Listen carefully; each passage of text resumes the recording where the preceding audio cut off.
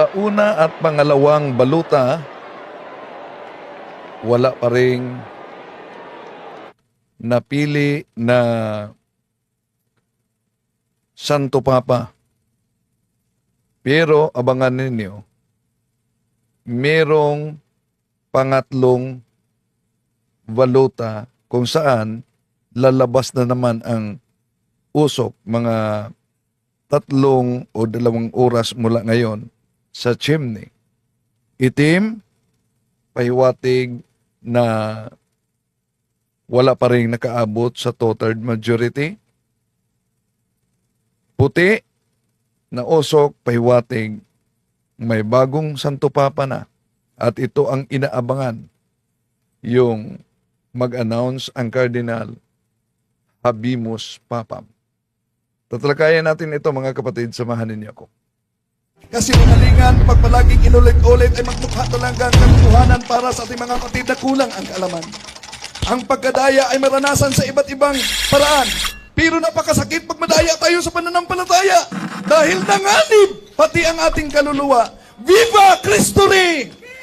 Pro Dio et Ecclesia!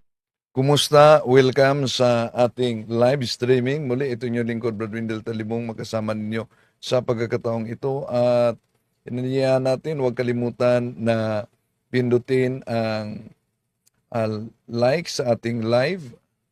At huwag din kalimutan kung bago ka lang mag-subscribe at pindutin ang bell button para updated kayo, mag-comment at i-share ninyo. So, mamaya ipagpatuloy natin ang coverage mga kapatid, no? Sa pagtutok sa buong mundo sa kulay ng usok na lalabas sa Chimney. Sino kaya ang magiging Ika-267 na Santo Papa? Ating pakinggan muna itong mga katangian sa 5 cardinals na posibleng isa sa kanila ang magiging Papa. Which cardinal got the highest vote? While the conclave remains one of the most mysterious elections in the modern world, prediction markets are painting a clearer picture of who might ascend to the chair of St. Peter. Let's dive into the top 5 frontrunners and what each percentage truly signals about the winds of change. Ang tatalakayin dito ang 5 muna, no, na mga cardinals na posibleng isa sa kanila, isa sa kanila ang magiging Santo Papa kung ito'y pahintulot ng banal na espiritu. Inside the Vatican. 1. Pietro Parolin. Ito, ang powerful na cardinal sa Vatican, si Cardinal Parolin, dahil siya ang Secretary of State. Cardinal Pietro Parolin currently holds the highest share in papal prediction markets at 27%, positioning him as the most likely successor to Pope Francis. As the Secretary of State, the second most powerful office in the Vatican, he oversees Vatican diplomacy and daily affairs, functioning much like a prime minister under the Pope. Parolin is known for his diplomacy-first approach. Fluent in several languages, he played pivotal roles in restoring U.S.-Cuba relations, negotiating the Vatican-China Agreement on bishop appointments, first signed in 2018, renewed in 2020, and handling tensions in the Middle East. His tenure is marked by pragmatism, calm under pressure, and absolute loyalty to Pope Francis's mission. Despite his low public profile, Parolin is deeply respected within the Roman Curia. His theological stance aligns with the current Pope's vision of a pastoral, outward-facing church. But unlike Francis, he's more cautious in tone, a stabilizer in turbulent waters, not a disruptor. If elected, Parolin would likely ensure institutional continuity while strengthening the Vatican's voice on the global diplomatic stage. 2. Luis Antonio Tagle. Si Cardinal Tagle. Pero para sa kanila, ang pagbasa nila, Cardinal Tagle. Okay. With 19%, Cardinal Tagle is seen as a strong contender, especially for those hoping the next pope reflects the demographic and spiritual rise of the global South, where Catholicism is growing most rapidly. Tagle, known for his emotional homilies and deep compassion, has been a spiritual force in Asia. He's often seen crying during liturgy or when speaking about poverty and mercy, earning him comparisons to both Pope Francis and Pope John Paul II. In 2019, Pope Francis appointed him to lead the congregation, now dicastery, for the evangelization of peoples, a clear vote of confidence. In that role, he oversees the Church's missionary efforts, especially in developing regions. Tagle is of mixed Filipino and Chinese descent and speaks multiple languages, making him uniquely positioned to bridge East and West. His academic training, in theology, PhD from the Catholic University of America, complements his pastoral sensitivity.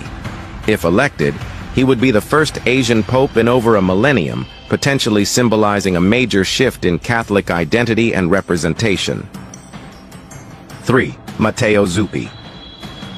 Di basta-basta din to, no? Di din basta-basta. So, hindi pa kasali si Cardinal Erdo, di din yun basta-basta. So, ang daming di basta-basta na mga alagad sa simbahan. Cardinal Zuppi's 11% share reflects his growing appeal as the Pope Francis of Italy. He is beloved for his work in peace mediation, notably in Mozambique, and for his commitment to social issues, including immigration, LGBTQ inclusion, and care for the poor. As a close ally to the lay-led Sant'Egidio community, Zuppi embodies the Church of the Peripheries, a concept championed by Pope Francis that prioritizes outreach to the marginalized.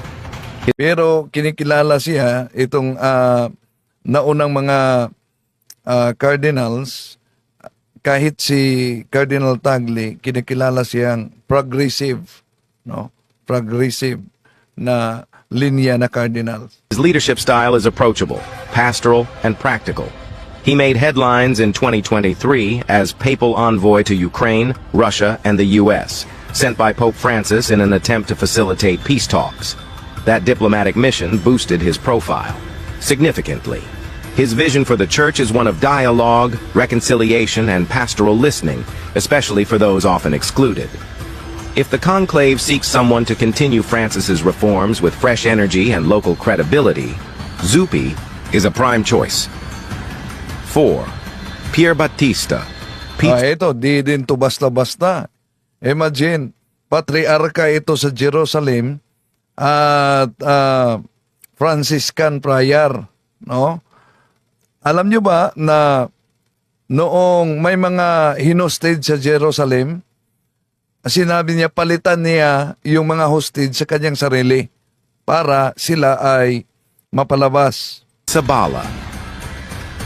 Cardinal Pizzaballa holds 8% in the prediction market, but his candidacy carries immense symbolic power. A Franciscan friar, fluent in Hebrew and Arabic, he spent most of his priestly life in the Middle East, especially Jerusalem, a volatile spiritual crossroad. As patriarch, he leads Catholics in Israel, Palestine, Jordan, and Cyprus, one of the most geopolitically complex ecclesial jurisdictions in the world. Pizzaballa is known for standing firmly during conflict, advocating for dialogue and denouncing violence on all sides. In October 2023, after violence erupted in Gaza, he offered himself as a hostage in exchange for children taken by militants, an act of extraordinary pastoral courage. Though relatively young, his deep interfaith credibility and experience in interreligious diplomacy could give the Church a global peace-builder pope anchored in humility and gospel witness. Sa Jerusalem, dami ng mga naging martyr na mga Franciscan noon pa man. At ito siya ay Franciscan. 5. Peter Erdo. Ito, traditionalist ito na cardinal.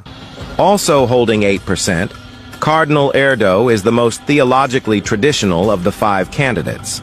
A former president of the Council of European Bishops' Conferences, 2006-2016, Erdo is admired in academic and doctrinal circles for his clear teachings and scholarly work. He led the Synod on the Family in 2014, where he advocated for maintaining Catholic doctrine while balancing pastoral care. Erdo believes the Church should adapt to new realities without compromising moral clarity. Though not media-friendly or emotionally expressive like Tegel or Zuppi, Erdo is valued for his stability, rational leadership, and intellectual coherence. He appeals to cardinals seeking a restoration of doctrinal discipline, especially in an age of cultural fluidity and theological confusion. And there you have it, the 5 most talked about names in the race for the next pope. So, ayan. Sa inyo na nagsubaybay ngayon, sa 5 na tinatalakay na mga katangian sa mga cardinals, sino ang sa inyo lang damdamin na inihiling niyong magiging shepherd ng simbahan? I-comment ninyo dyan. At abangan ninyo dahil mamaya magsagawa tayo ng coverage sa pangatlong balota. No? To make his message known is our responsibility. So here we are to pledge our lives to the